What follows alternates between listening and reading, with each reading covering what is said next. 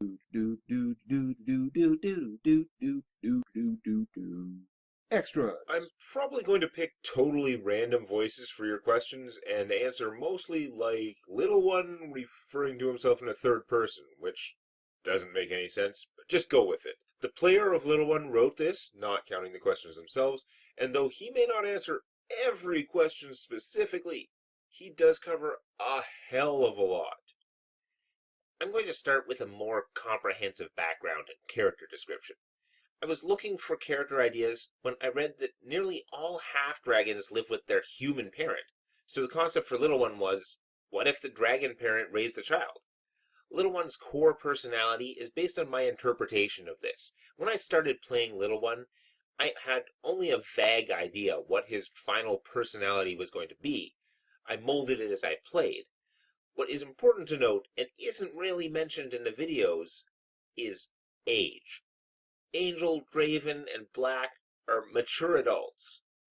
Angel's actually pretty much on the young end for a gnome, but chronologically, she's still lived 40 years plus, so there's a big difference there. LittleOne is 16 and has been out in the real world for only a few short months when TDDC starts.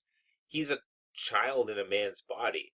He's rash and impulsive, full of youthful energy and drive. This is why he makes the decisions he does. He has little to no life experience. Angel was only the second person he met his entire life at this point. In reality, he's a hatchling forced out into the world by his mother's death. LittleOne, in game terms, is a human character with some draconic additions. LittleOne does not identify as human. The shape of his body is irrelevant. His mother, after all, spent a lot of time in human form while with him. He is a dragon and acts as he believes a dragon should. LittleOne's code of honor? Picture two opponents. One is an armored fighter, skilled in hand-to-hand combat, an unparalleled warrior who spent years perfecting his skills. The second is a skilled assassin. He can kill easily and quietly from the shadows, also spent years perfecting his skills. Their dedication to mastery of a skill is honorable. Their methods are unimportant. The honor lies in the motivation of their actions. Use your skills to defend the helpless, to destroy evil, tyranny, and injustice. Be the example. Show the world that evil can and must be fought, that tyranny must be opposed. You must stand for what you believe in and defend it with your life.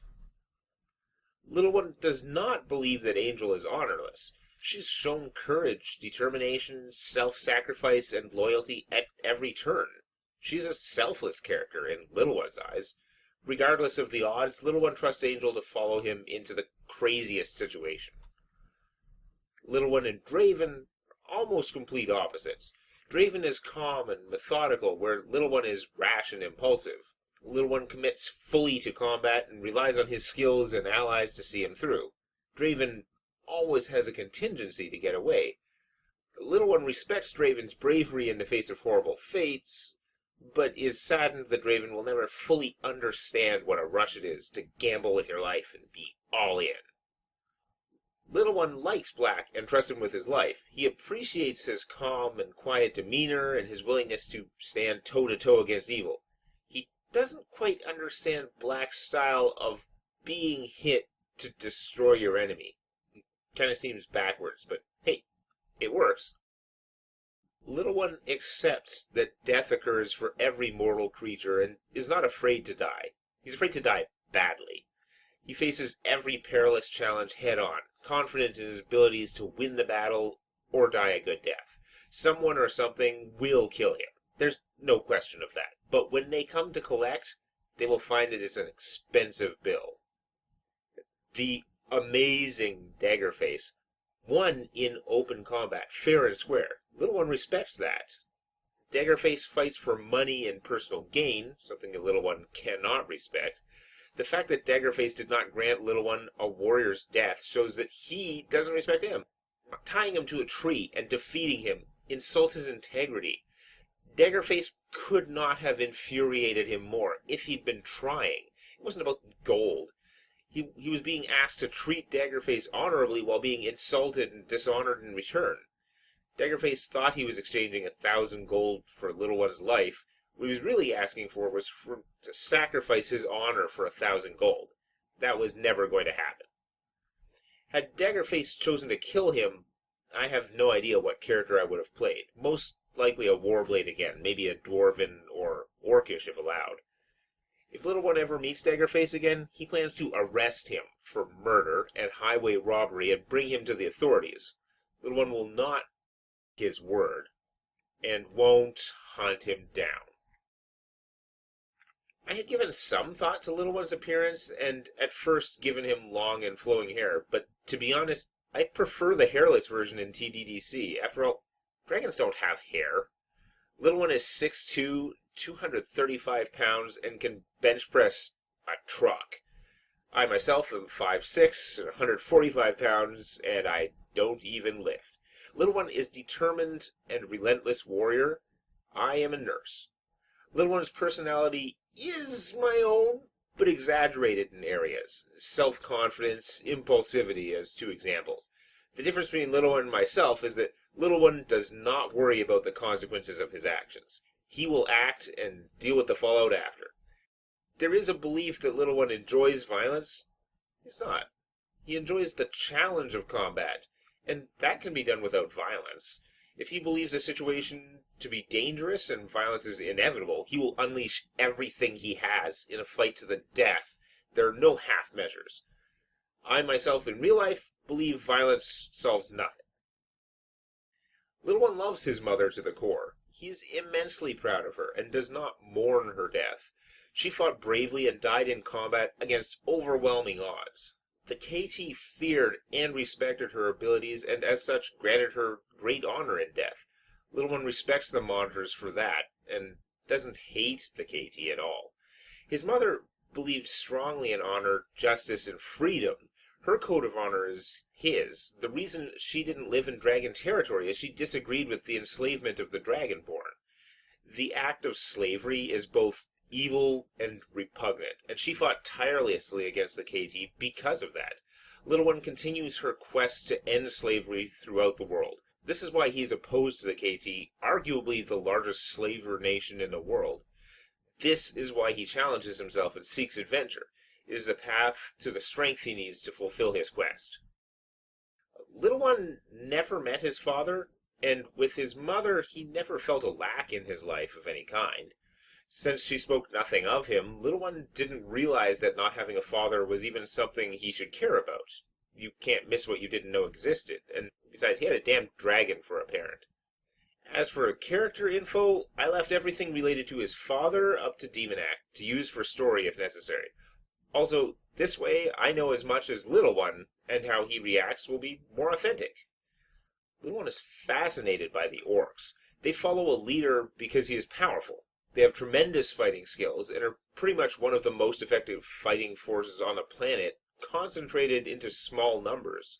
They're the perfect army to fight the KT. He also believes they have a strong moral code, and if he can gain their respect, that they would follow him. Right now, the orcs are all in survival mode. If he could bring back their culture, give them a purpose, he can mold them into a noble race. LittleOne loves life and enjoys action and adventure. This is in part due to the fact that he's been isolated his whole life and is now seeing the world. He's proud of his skills and abilities and is quick to rely on them. His goal is to end the tyranny and slavery. He has no illusions that he can end it alone, but he does believe that he can be an example of determination and resolve against a superior foe. A shining example that, yes, you can stand up to the KT. They can be beaten. It is better to die well than to live a slave. LittleOne does not believe in organized religion or government. He is an anarchist and believes that he alone is responsible for his fate. His moral code and honor will guide his actions. No laws apply to him. As for gods, he doesn't believe in gods. To him, they're merely representations of universal concepts. He believes in the power of the divine and respects Black's abilities, but he has no use for them himself. Questions from viewers. Knight of Heart asked, "What is LittleOne's alignment and exact class layout?" At the time of episode 39, Chaotic Good, all Warblade except one level of Dragonfire Adept. He's taken a couple feats that give him martial powers similar to the Sword Sage to progress eventually into Master of 9 prestige class. Dwarf Daggerface is a dragon shaman, and Angel is the sword sage. At least one level. Zero the Neutral asked, Does LittleOne have any bastard children? In the Q&A, it was made clear that he was at least flirty, but has he done anything more? No, LittleOne has no children by episode 39. He is a child, albeit a powerful one. Also a virgin. Can you say that LittleOne's player is a bit of a diva? Neither LittleOne or I am a diva. He doesn't seek glory, but he wants to show the world that you can stand up to the KTs, and that requires drawing some attention. Also, after the bounty was placed on the group, he recognized the value of being the most visible member of the group. If somebody is to try to alpha strike us, LittleOne wants it centered on him. LittleOne does everything with a childlike exuberance and energy, and I try to play that. Was he at the cave when his mother died, and if yes, how did he escape the Diluvians? Yes, he was, and how he escaped will eventually be a Legends episode, according to Demonac. Jork Ruinhorst asked, was LittleOne born from a dragon egg, or born alive? Good question. LittleOne has no clue. Maybe Demonac does. Jafan asked, hi, LittleOne. Is your bravery an act to compensate for something? What? LittleOne does not understand your question. He's brave because he's confident and awesome. 33 BRTL? Probably has some kind of visual pun that I'm missing. Asked, what was your favorite role-playing moment with LittleOne? The duel with Marv. It was as epic as the video made it. Wyvernlord23 asked, 1. How hard was it for LittleOne to transition from hating and wanting to kill the Rakshasa to viewing them as semi-allies? He doesn't see them as semi-allies. LittleOne believes that he will eventually need to oppose them. They are not honorable or trustworthy, but they are powerful and knowledgeable. LittleOne respects their abilities and understands that there's nothing he can do about them at the moment. Also, LittleOne just can't fight everyone. They are useful, and the group has decided to work with them. 2. And in regard to episode 39, why? Why? I need to know why. In regards to the power supply, this is the question that prompted me to ask Demonac to do this. The video is slightly deceiving, as this was in active combat, but it happened pretty much how it was portrayed, just faster. LittleOne firmly believed that Alpha only wanted to damage and weaken the power supply. Alpha needed the gate, or whatever's down there, working so he could create another Ginneron situation. LittleOne was hoping to disable the facility to prevent another Ginneron. Alpha was ahead of them at every turn, and LittleOne believed that he needed to shake things up. Stopping Alpha is priority 1. Salvaging the facility is priority 2. Alpha did threaten to destroy continents. Zero the Neutral also asked, Do you become King of Orcs at some point? The answer to this would be a spoiler, but I can speak to intention. LittleOne does not want to be king. He simply wants to lead orcs in battle against the KT. How things actually play out, who knows? M. Couty, something like that, asked, I was wondering, what were LittleOne's main reasons for adopting his dragon heritage in the campaign, and if it's a major component of his eventual max level character? I don't know what's happened there. It's because he was raised by his mother. Also, LittleOne is a dragon. His max level will be more of the same as he is now. His battle prowess is due to his draconic heritage. Cameron Breeze asked, if you had the option of saving a party member or killing a monitor, which would you choose? Always saving a party member. LittleOne does not want to kill a monitor. He wants to face one. But Little One's love of combat doesn't have to end in death for either party, if at all possible. That said, Little One believes that inevitably a battle between him and a monitor would be to the death. Matthew McAfee asked, Dear Demonac, my question is, was Little One's origin story something he made up, or was it you, or maybe both of you? Little One's origin story, at its core, is mine, but a lot of it was vague so that Demonac could make it fit in his world. So the answer is both of us. Doride,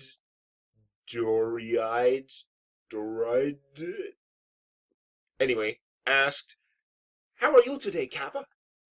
On a more real note, Little One is a badass. How did you start making such an awesome character? Little One is a combination of many things, but he really started with a basic concept and grew as I played him. That is why he started at a young age with little social skills and the self-confidence of a dragon. He isn't afraid of making mistakes and always chooses action over inaction. He's much less patient than the others. Little One is also a reflection of the players and how we interact. The Warblade is a powerful class, and most of the badassery stems from it. Rocker Nova Star Nova asked, How does it feel to be so awesome all the time? I love this question.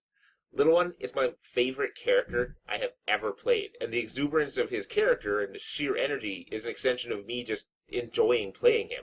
Also, in the 25 years I've been playing D&D, this has been the best adventure I have ever played in. I have to applaud Demonac for creating one of the richest and most complete worlds. It's so detailed and immersive, it really brings out the best in the players. Sora Mifune asks, Can you pick 3 songs that you feel best fit Little One's personality? I like to do this with all my players to get a feel for my PC's personalities. Although I've never thought about this till now, here are my 3 choices. Bangarang by Skrillex, to represent his energy in and out of combat and childish nature. TNT by AC/DC, because he's a badass.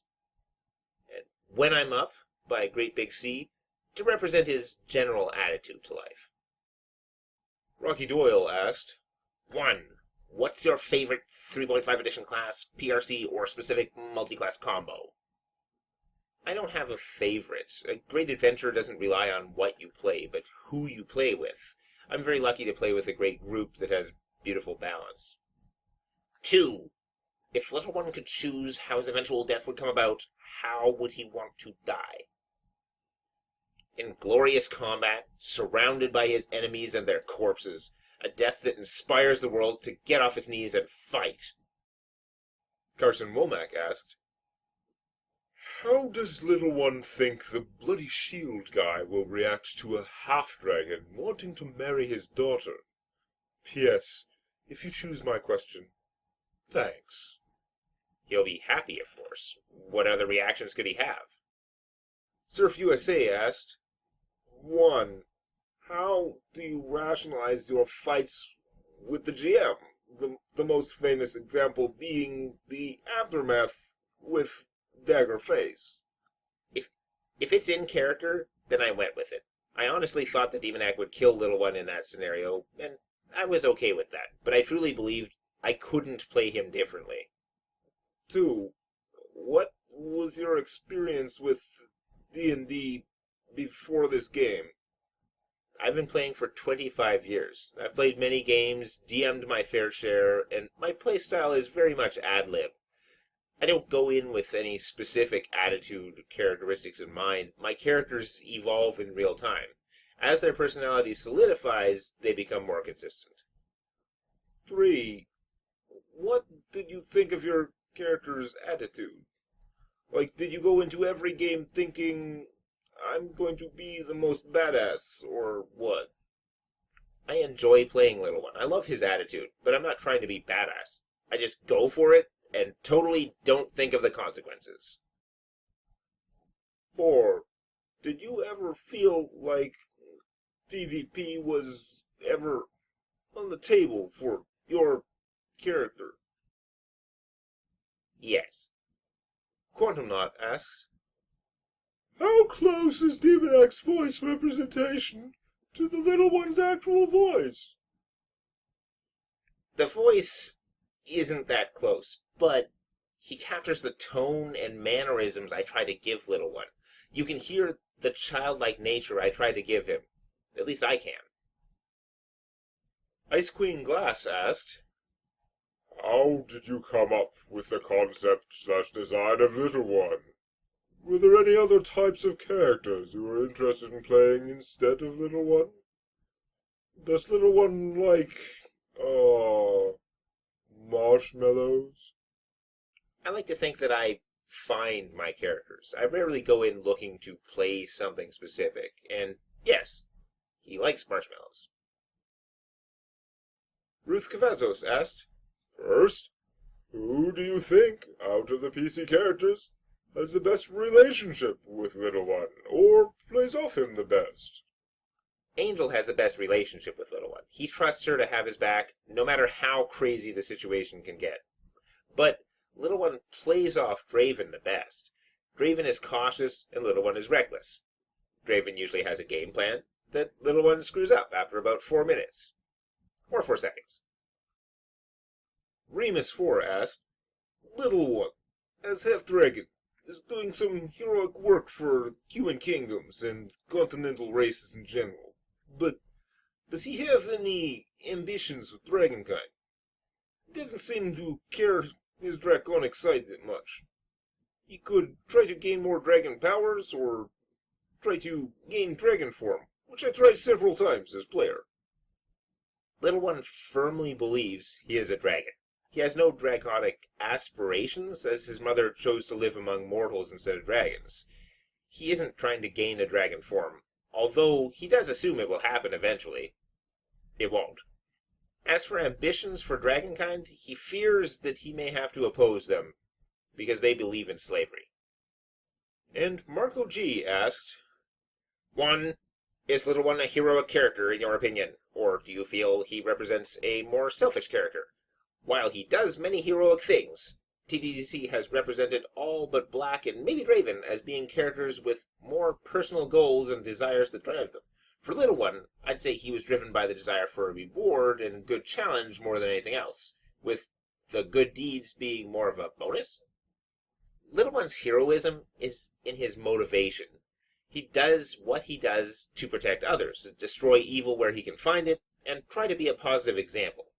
He is driven by a need to fulfill his mother's quest. He finds joy and pleasure in using his abilities and meeting challenges head-on. He loves the thrill of loot, but requires no reward. He's neither heroic nor selfish. He does what he does because he can. He enjoys it, and it needs to be done.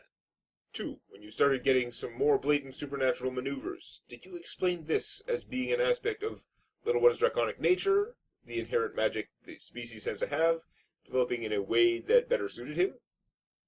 Yes, Little One's supernatural abilities, due to his class, are an extension of his dragon nature. 3. Did Draven help with Little One's armor? Making it out of dragon scales is useful as far as rules go, but I can't see it competing with magic armor unless it itself was enchanted. Yes, Draven helped make a lot of Little One's magic items. The armor is +3 mithril plate armor, with flavor text that it's the dragon skull, accounting for the lighter weight. 4. How do you feel about TDDC? Do you feel it tends to get you and Little One right? Was there ever an instance where you saw something and were thinking, that was totally different from my perspective? I love TDDC. I think it nails the characters and the interplay between us perfectly. I wouldn't change a thing. Which I seriously did not write, but that may also be partially in trying to suck me back into actually DMing it again, which I do need to do at some point. Anyhow, so that's Little One's answers to your questions. Thanks so much for listening and for bearing with me. Trust me, episode 40 is coming. There is a whole lot of it done already. It's just such a gigantic, big old season 2 finale-ish thing, as if there was an actual defined season 2, that's what's there. That's Little One answering pretty much all your questions and giving you as much information as he can about Little One. without obviously spoiling things that haven't happened yet in the videos. So thanks for listening, and, thanks, LittleOne, for doing all this and writing it down and giving your community something back. So don't forget to like this video. If you're not subscribed, I don't know even how you would end up clicking on this video, let alone staying through to the end. But you can always find all my social media stuff and got updates on Sunday Morning Heroes and the latest videos and stuff like that at www.demonac.com.